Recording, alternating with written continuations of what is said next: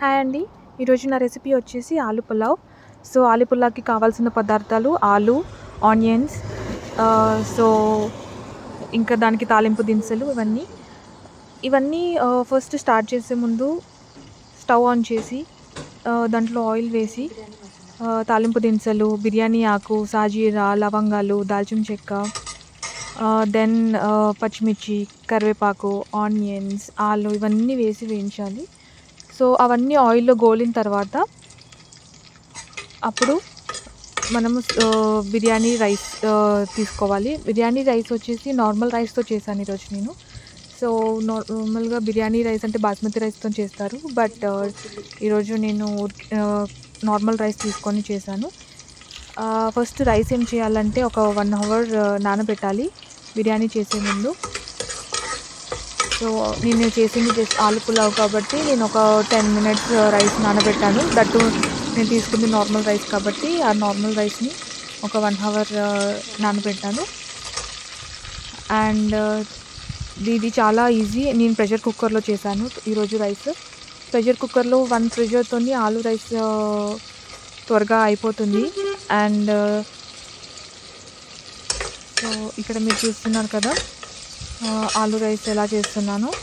First onions వేసాను. Onions కొంచెం గోలాలి. కొంచెం గోలిన తర్వాత కరివేపాకు, ఆ తర్వాత పుదీనా 2 వేసాను. ఆ 2 వేసి ఆ 2 గోలిన తర్వాత అప్పుడు ఆలు తీసుకున్నాను. అండ్ ఆలు కూడా గోలిన తర్వాత అప్పుడు రైస్ వేసాను. రైస్ కూడా ఫస్ట్ వాటర్ మొత్తం తీసేసి అప్పుడు ఆ రైస్ని వేసి ఒక చుక్క నూనె వేసి దెన్ గోలించండి. అప్పుడు రైస్ మీద పొడి పొడి వస్తుంది.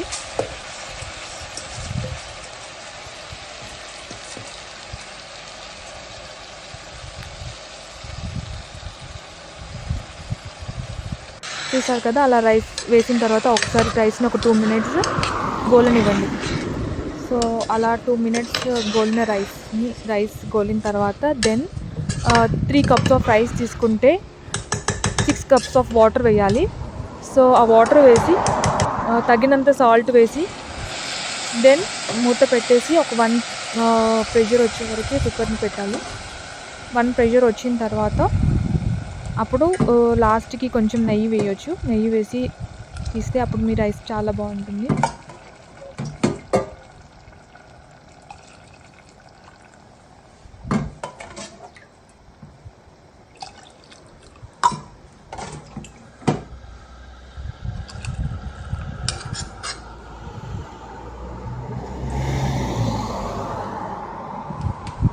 అండ్ లాస్ట్కి కొంచెం నెయ్యి వేసి దెన్ మూత పెట్టండి. మూత పెట్టి 1 ప్రెషర్ వచ్చే వరకు రైస్ కుక్కర్ని అలానే ఉంచండి.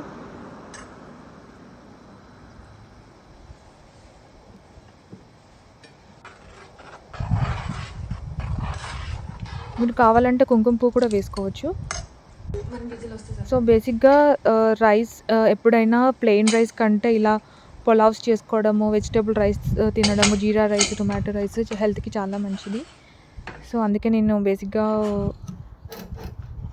నార్మల్ రైస్ కంటే ఇలాంటి రైసెస్కి ఎక్కువ ఇంపార్టెన్స్ ఇస్తాను.